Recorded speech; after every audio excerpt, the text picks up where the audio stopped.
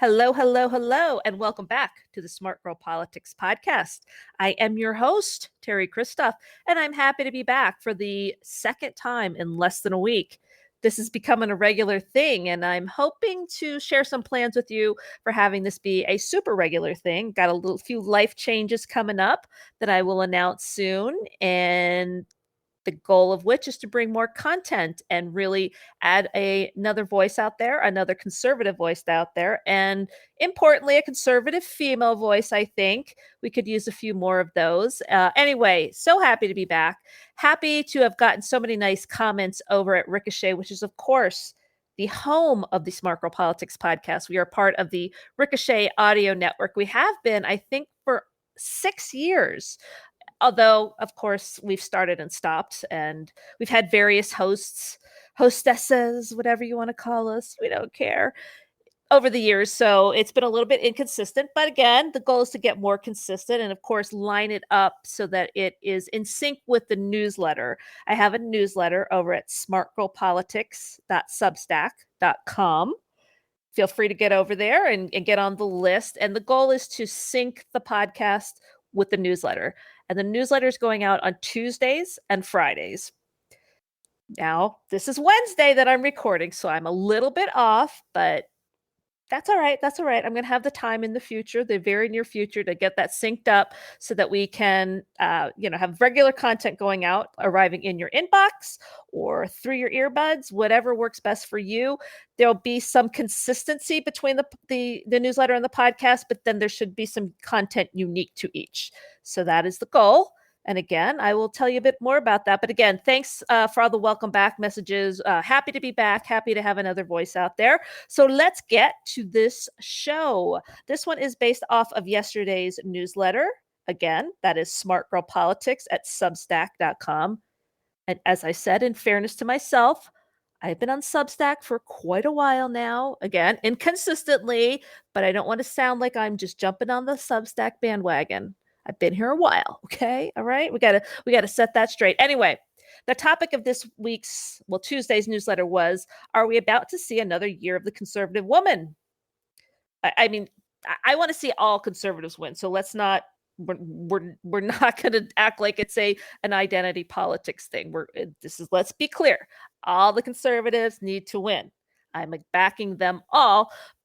But as Smart Girl has kind of been over the year, we'd like to be over the years. And we're about 2 weeks away from it being 14 years since Smart Girl Politics started we've been various different things. We've been a nonprofit, we've been a media group, we've been all sorts of stuff. But we started 14 years ago, really as a way for conservative women to network and support conservative women who want to get involved in politics, and particularly those who are really brave enough to run for office, because it can be kind of hairy out there for conservative women and they don't get treated well. So that's why I was talking about whether this would be another year of the conservative woman, because when you look at the slate of candidates running across the board for Republicans, it is an extremely diverse group. A lot of very strong women running, a lot of Hispanics and Black conservatives, and it's a really diverse group. And that's, one of the things that I think is a big threat to Democrats, is that having such strong candidates from such varied backgrounds is really a threat to their voter base. And as we talked about last week, all they got is abortion right now. And I don't know that that's going to play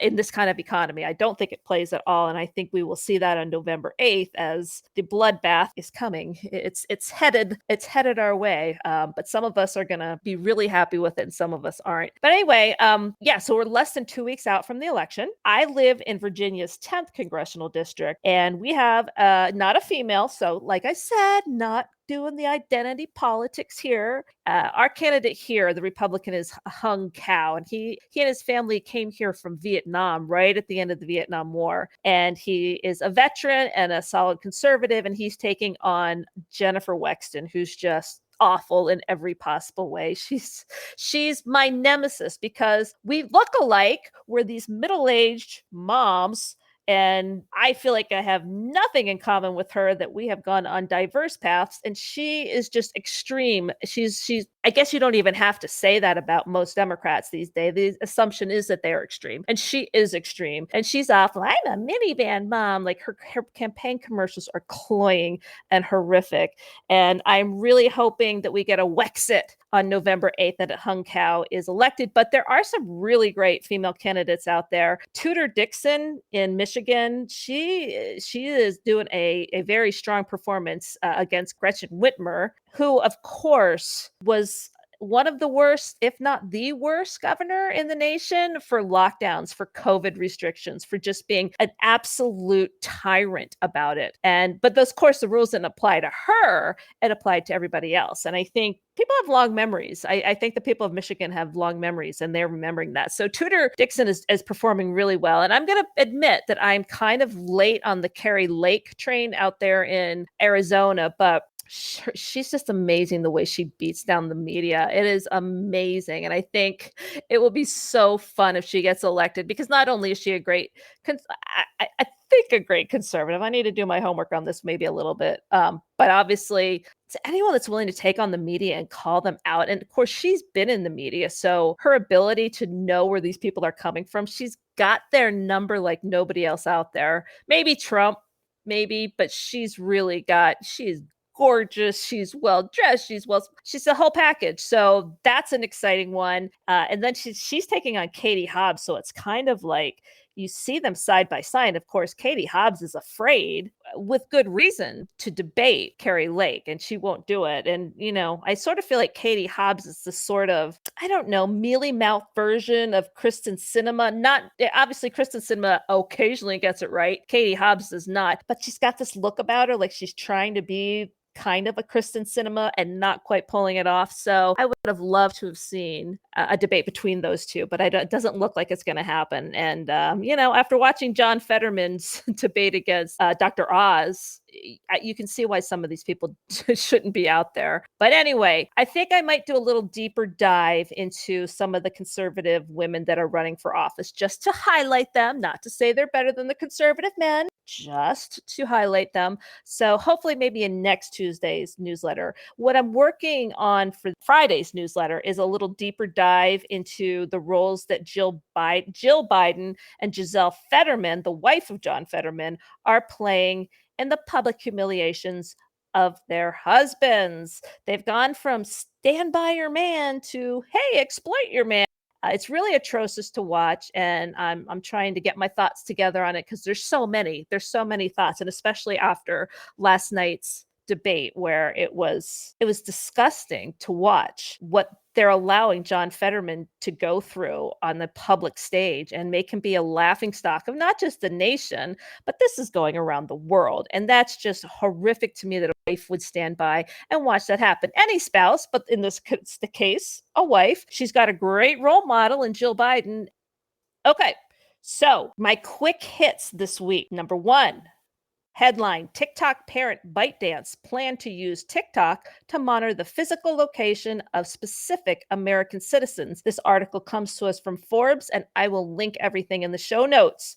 From the article, we learned that TikTok spokesperson Maureen Shanahan said that TikTok collects approximate location information based on users' IP addresses to, quote, among other things, help show relevant content and ads to users, comply with applicable laws, and detect and prevent fraud and inauthentic behavior, end quote.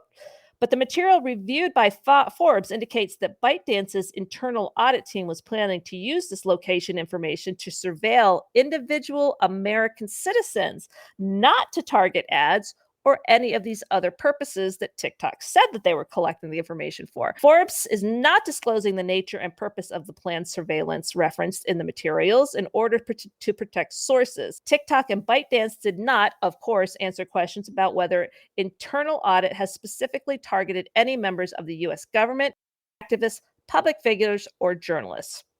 So, of course, they're not answering questions. And yes, of course, they are collecting data on all of these people and anybody who has it. Obviously, parents, don't put it on your phone. Don't let your kid have it. Simple as that. Headline number two. Biden tells John Fetterman's wife she'll be, quote, great in the Senate. This is from CNSNews. From the article, speaking in Pittsburgh on Thursday, President Joe Biden told the wife of Pennsylvania's Lieutenant Governor John, quote, "You're going to be great. A great lady in the Senate." Okay, well, she's not running. Yeah, but Giselle Fetterman isn't the candidate. Her husband, John, still recovering from a stroke that has impeded his ability to comprehend, is running for office. Giselle kept John's Senate campaign going while he was recuperating, and she is a strong voice in that campaign. According to the Independent newspaper, at least, she is, quote, something more than a surrogate, closer to a running mate. So Joe has endorsed her, even though she's not running.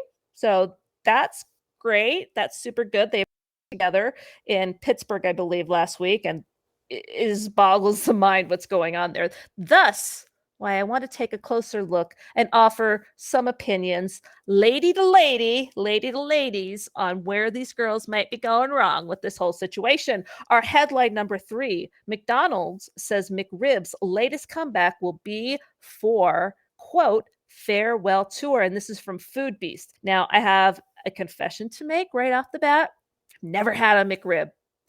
It's a little on the saucy side, I'd guess, for me. So I haven't really had it. So I don't understand it, but I know a lot of people love the McRib. Thus, we are covering it. So from Foodbeast, the McRib's perpetual comeback is fast food's most obvious and legendary ploy. Do people really clamor for the McRib once it fades back into black every year?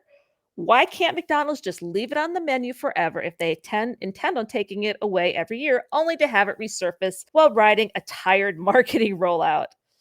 Perhaps such questions may never get a straight answer, as McDonald's declared that the latest return of the McRib, slated for Halloween, October 31st, will be its last. Dun, dun, dun. Very ominous music playing. The McRib's farewell tour, as suggested by the above post from McDonald's, which of course is a tweet saying, "Gotta get it now because it's going away forever," will include a, quote, nostalgic McRib merch line. I mean, just in time for Christmas, which will be available on its own dedicated site on November 1st at 11 a.m. Eastern Time. So set your clocks, put a reminder on your calendar if you've got McRib merch that you need to purchase. So again, I don't really know. If you would like to leave some comments over at ricochet.com, and if you haven't joined, why the heck not? But if you have joined, if you are joining, leave me a comment. Let me know what the McRib's all about, because I'm not sure. I'm unsure about it. Is it good? Is it bad? And speaking of these very important food questions, you do need to go over to smartgirlpolitic.substack.com and go to the most recent newsletter, which is the Are We Getting Another Conservative Woman of the Year of the Conservative Woman? I can't remember exactly what I called it, because I have a very important poll gauging feeling about candy corn, the seasonal treat that is very polarizing. And I am shook. I am shook at what the responses are so far. So head on over there and take the poll. I'm interested to know. But anyway, also interested to know, what's the big deal about the McRib? Let me know. Our last headline is also from CNS News. It is Halloween candy prices jump 13.1%, largest year-to-year surge in CPI history. So, CNS News tells us candy prices are up big time this Halloween, and the cost of giving out other sweets has spiked even more, Consumer Price Index data show. Quote, and this is from Kevin McCarthy, the GOP House leader, perhaps soon to be the speaker, wresting that gavel away from Nancy Pelosi, who's not going to want to give it away. Anyway, Kevin McCarthy says the Democrats' tax and spend policies have made every holiday more expensive for working families. Indeed, well, end quote. Indeed, the CPI component for candy reportedly recorded the highest year-over-year increase on record, 13.1%, and that's massive, in September, while costs soared 16.1% for other sweets and 16% for cakes, cupcakes, and cookies. Well, who gives that out? Nobody gives that out. While supply chain problems and higher producer costs are driving the price hikes, price increases for specific candy products have varied widely. This is where it gets good. This is according to Fortune magazine. Twix is up a whopping 53%. Skittles, has jumped 41%, and Reese's, yay, has risen 35% over last year, according to retail analytics firm Data Assembly. Other names like Nestle Crunch, Butterfinger are up a more modest 4 to 5%. Factors driving the surge in prices include logistics issues, energy costs, and short supplies of some ingredients, said Data Assembly Chief Executive Officer Ben Reich. Gouging might be at play, but that's harder to assess, he said. So, yeah, it's going to be a lot more expensive to hand out the good stuff to the trick-or-treaters this year. So I have no ideas for you other than you could be one of those people that makes like the caramel popcorn ball thingy that you give out and the kids go, So I don't know, but thanks a lot. Thanks a lot to everybody who has contributed to all the issues, Joe Biden, that have made candy expensive this year. So these kids, they're going to be raking it in, not only in terms of sweet, bad nutritional content, but also it's, a gold mine with the price of candy. These kids are getting a gold mine. Might as well just give them some dollar bills, which they'd probably be happy to take from your hand. One last thing that I have in the newsletter this week is a section I'm calling Bidenflation Busters, where I share some information about ways that we could save money, earn a little extra cash during this very, very difficult and challenging economic times, the ones that, Stacey Abrams says that we can all solve through abortion. Well, we're not going to do that because we're good, decent people. We're not disgusting, nasty, horrible excuses for a woman. We're good people, so we are not going to do that, and we're going to figure out ways that we can better take care of ourselves and our family and our community. So my first goal was to tell you about Rakuten, which a lot of people already know about. It's been around forever. It previously was called Ebates, and it is an app and also an extension, a browser extension. I use Chrome. Maybe I shouldn't, but I do. It's an easy to use extension. And anytime that you are shopping on a site that is affiliated with Rakuten, a little thing will pop up to remind you to activate so you can get the cash back. It'll tell you what the percentage back for that particular day is. And it might be, 3%. Sometimes it's 10, sometimes it's up to 15 or 20%, especially around the holidays. So this is my tip as we are scarily going into the holiday season. A lot of us do our shopping online, and it is a great way to get a nice piece of cash back. And the way Rakuten works is that every 3 months, so once per quarter, they will send you what they call a big fat check. And it is the earnings from your previous 3 months of online shopping or whatever. And I think you can actually, if you have the app, you can use it in store, possibly in restaurants and other places. I haven't really done that. I do a lot of online stuff. So, and when you see that big fat check arrive in the mailbox, it's like the best feeling. You do the little Rakuten check dance outside your mailbox. Like, yeah, because it's easy money. It costs you nothing. It is, it's just a simple way, and it's a no-brainer to me to make a little extra money. It's not going to make you a millionaire. It's not going to, but it's a little bit of extra money. And right now, a little bit of extra money might help you buy the Halloween candy or whatever it is. But it's nice to have that little extra padding. And I suggest that you check it out if you haven't. And I think there are similar apps. I think there's one called Honey.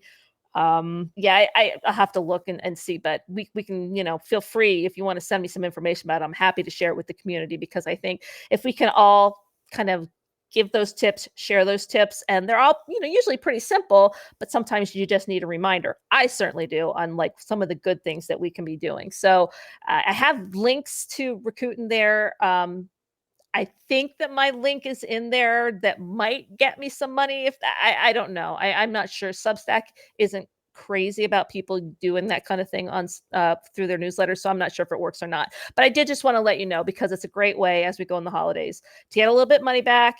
You would get one in January that would cover anything you bought from now through the end of the year. So that's a nice time when you're trying to pay off, to have that extra little money for, to pay it off. Hopefully you paid cash, but that's not always possible, and you want to have a nice holiday. So go check it out. Again, the website is smartgirlpolitics.substack.com. So if you haven't signed up, please do. Would love to keep in touch with you through the email inbox. Take the quiz. Well, I want to hear what you think about candy corn.